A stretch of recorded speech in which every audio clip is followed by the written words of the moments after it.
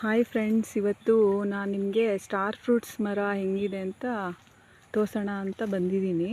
ಇದು ನೋಡಿ, star fruit ಮರ ಇದು ನಮ್ಮ ಮನೆಯಲ್ಲೇ ಬಿಟ್ಟಿದೆ.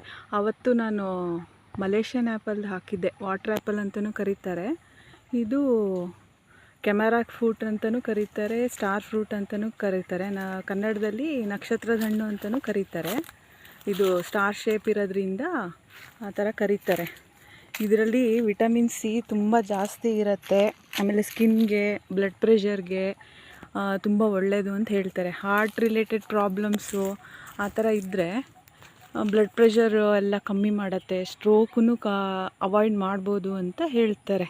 ಈ ಫ್ರೂಟು ಯೂಸ್ ಮಾಡೋದ್ರಿಂದ ವಿಟಮಿನ್ ಸಿ ನಿಂಬೆಹಣ್ಣಿನ ಜಾಸ್ತಿ ಇರುತ್ತಂತೆ ಇದರಲ್ಲಿ. ಸೆಲೆಬ್ರಿಟೀಸು ಇವರು ಶಿಲ್ಪಾ ಶೆಟ್ಟಿ ಅವ್ರದ್ದು ವೀಡಿಯೋನು ನೋಡಿದ್ದೆ, ಹಾಗಾಗಿ ಹಾಕ್ತಾಯಿದ್ದೀನಿ. ಅವರು ಇದನ್ನು ಕಟ್ ಮಾಡ್ಕೊಂಬಿಟ್ಟು ಬ್ಲ್ಯಾಕ್ ಸಾಲ್ಟು ಮತ್ತು ಚಾಟ್ ಮಸಾಲ ಈ ಥರ ಎಲ್ಲ ಹಾಕ್ಕೊಂಡು ಕಟ್ ಮಾಡಿ ಸಿಂಪಲ್ಲಾಗಿ ತಿಂತಾರಂತೆ. ಅವಾಗವಾಗಿದ್ದರೆ ಅವ್ರ ಮನೆಯಲ್ಲೂ ಹಾಕ್ಕೊಂಡಿದ್ದಾರೆ ಮರ ಅಂತ ಹೇಳ್ತಾಯಿದ್ರು.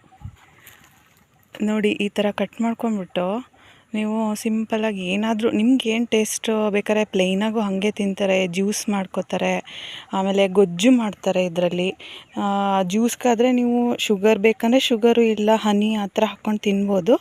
ಈಗ ಬ್ಲ್ಯಾಕ್ ಸಾಲ್ಟ್ ಹಾಕ್ಕೋಬೋದು ಟೇಸ್ಟ್ಗೆ.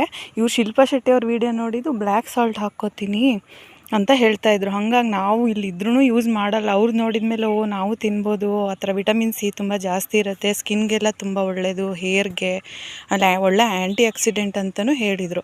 ಹಾಗಾಗಿ ಮಾಡೋಣ ಅಂತ ಇವತ್ತು ತೋರಿಸ್ತಾ ಇದ್ದೀವಿ. ನಿಮ್ಗೆ ಯಾವ ಥರ ಬೇಕಾದರೂ ಅದನ್ನು ಮಾಡ್ಕೊಂಡು ಕನ್ಸ್ಯೂಮ್ ಮಾಡ್ಬೋದು. ಏನಂದರೆ ಗೊಜ್ಜು ಮತ್ತು ಮಾಡಿದ್ರೆ ಅನ್ನದ ಜೊತೆ, ಇಲ್ಲ ಜ್ಯೂಸ್ ಆದರೆ ಈಗ ಸಮ್ಮರ್ ಅಲ್ವಾ ಕುಡಿಬೋದು.